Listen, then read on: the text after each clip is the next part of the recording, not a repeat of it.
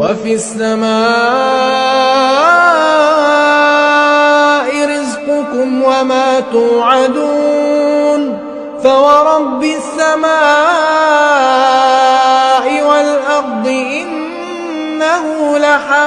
إنه لحق مثل ما أنكم تنطقون إنني أنا الله لا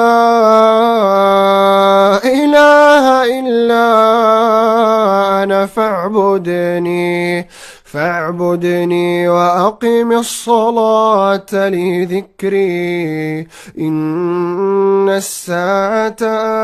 آتية نكاد أخفيها لتجزى كل نفس بما تسعى فلا يصدنك